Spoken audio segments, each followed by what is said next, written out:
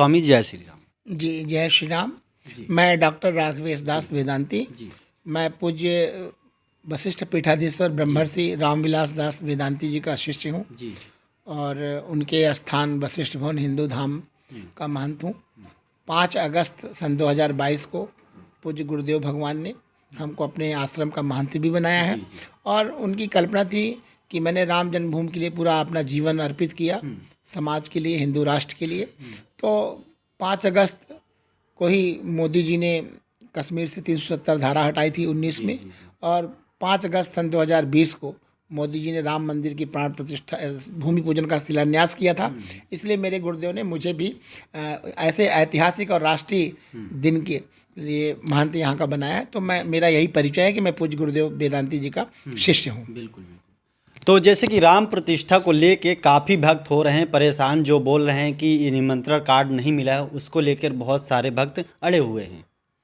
देखिए, राम मंदिर का जो आमंत्रण है, राम तो जन जन के हैं। अपने घर में अपने घर वालों को आमंत्रण नहीं दिया जाता। जो वीआईपी गेस्ट हैं, जो देश के मानिंद लोग हैं, चुनिंदा लोग हैं, जो फिल्म जगत से कुछ लोग हैं, कुछ क्रिकेटर भी हैं और कुछ भारत के प्रतिनिधित्व जो करते हैं, अर्थ जगत में जिनका बहुत बड़ा योगदान है, ऐसे चुनिंदा और संत समाज जिन्होंने राम मंदिर के लिए त्याग किया। 22 अगस्त का कार्यक्रम 22 जनवरी का कार्यक्रम जो राम मंदिर प्राण प्रतिष्ठा का है, तो अभी तो ये मुझे लगता है कि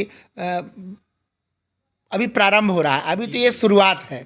आगे बहुत कुछ होना है। तो सभी को बारी बारी निमंत्रण मिल रहा है और अभी भी जो उस लिस्ट में है उनके निमंत्रण आज भी जा रहा है लोगों के पास।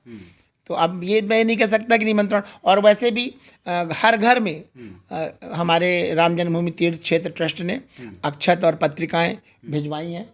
यहाँ मेरे पास पत्रिका भी रखी हुई है, उसके नीचे आप देश में ये आमंत्रण गया हुआ है और अक्षत, पीले अक्षत भी गए हुए हैं। तो इसका तात्पर्य यही है कि आप आइए, राम मंदिर सबका योगदान है। सब लोगों ने राम मंदिर के लिए 1 रुपये से लेकर के करोड़ों रुपए तक दान दिया है। सभी की आस्था का सम्मान है। बहुत सारे कांग्रेसियों ने भी, मैं प्रतापगढ़ गया था, लालगंज, तो वहाँ के लोगों ने, बहुत सारे कांग्रेसियों ने, मैं नाम मुझे बोलने में संकोच नहीं है, एक हमारे वज्रघोष ओझा जी हैं, उन्होंने कहा महाराज जी हमको इसका राम जन्मभूमि निधि एकत्रीकरण का हेड बनाया गया था और सबसे ज़्यादा 35 लाख रुपया हमारे लालगंज ब्लॉक से गया है। 35 लाख रुपए एक ब्लॉक से। तो इसमें कोई ऐसी भावना नहीं है कि आमंत्रण किसको मिला किसको नहीं मिला, सबको आमंत्रण है। देश के जन जन का आमंत्रण है। यहाँ तक कि हमारे जो राम जन्मभूमि के जो विरोधी मुस्लिम वक्फ बोर्ड के जो यहाँ पर पैरोकार थे, बाबरी एक्शन कमेटी के पैरोकार थे, इकबाल अंसारी, उनको भी आमंत्रण मिला है।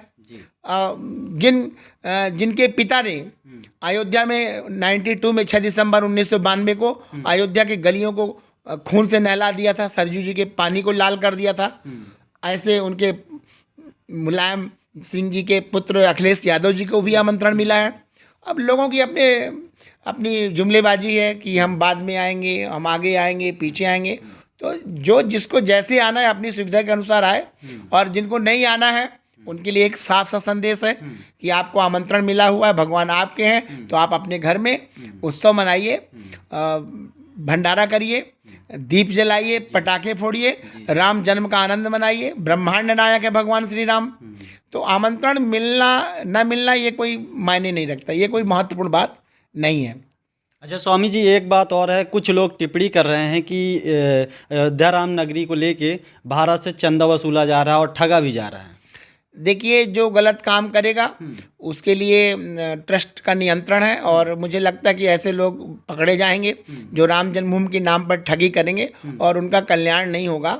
उसके लिए बाकायदे एक भारत सरकार ने राम जन्मभूमि तीर्थ क्षेत्र का गठन किया है और इतना पैसा आया है कि उसके ब्याज से ही प्रथम तल जो अभी कंप्लीट हो गया है समथिंग, मुझे तो उसका अंदाज नहीं है, लेकिन ऐसा चर्चा में मैंने सुना है। तो पैसे की कोई कमी नहीं है और राम के नाम पर जो लोग ठगी करेंगे तो उनको भगवान देखेंगे। हम साधु संत तो भी राम के नाम पे ही खा रहे हैं, लेकिन राम मंदिर के निर्माण के नाम पर जो गलत रसीद बनाकर गलत चंदा वसूले, कि मैं उनकी बात कर रहा हूँ। बाकी हम सब लोग भी राम के नाम पे ही जीते हैं, राम के नाम पर ही प्रवचन करते हैं, राम के नाम पे ही लोग यहाँ आते हैं, दान देते हैं, राम के नाम पे ही यहाँ लोग आकर के रुकते हैं। यहाँ के लोगों का व्यवसाय भगवान राम के मंदिर बनने से ही चल रहा है, राम नाम लेने से ही चल रहा है। तो ये कोई बहुत बड़ा विषय नहीं है। सरकार है इस टाइम जो हमारी सरकार चल रही, इनके बारे में आपका क्या कहना है? बहुत अच्छी सरकार है, और मोदी जी और योगी जी ये जोड़ी यदि नहीं होती तो मैं समझता हूँ कि जिन लोगों ने राम मंदिर के लिए बलिदान दिया है उनके सपने साकार नहीं होते, उनकी आत्मा को शांति नहीं मिलती। केंद्र में मोदी जी और हमारे प्रदेश में योगी जी, इन दोनों ने आत्मबल दिखाया, और जिस तरह से सरकार चलाने का मादा और नियंत्रण योगी जी ने दिखाया है, और मोदी जी की तो बात ही क्या कहना है कि आप लोग देख रहे हैं पूरे विश्व में उनकी एक छवि अच्छे राष्ट्र नेता के रूप में उभर रही है। पूरे विश्व के लोग मोदी जी को अपना नेता बनाने के लिए ललायित हैं।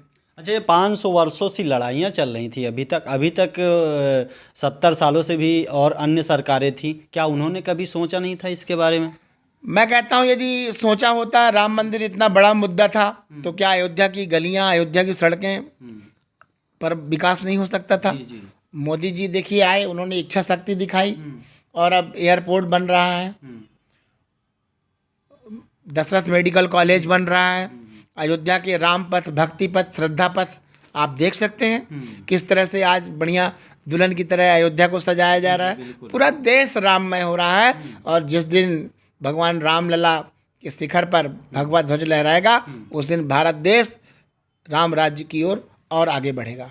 अच्छा, जैसे कि हमारे जो भारत देश के कुछ भक्त जो नहीं आ पा रहे हैं, उनके लिए आप क्या संदेश देना चाहोगे? मैं उनके लिए बताया तो कि जो लोग नहीं आ पा रहे हैं, जो उन सबको आना है, वो बाद में आएंगे, तो अपने घरों में दीपोत्सव मनाएं, पटाखे जलाएं, पटाखे फोड़ें, और हनुमान चालीसा का, सुंदरकांड का अपने घर में, मंदिरों में पारायण करें, सुंदरकांड करें, हनुमान चालीसा का गायन करें, आपस में मिठाइयाँ बांटें, सौहार्द पूर्ण इस कार्यक्रम को धैर्यता के साथ।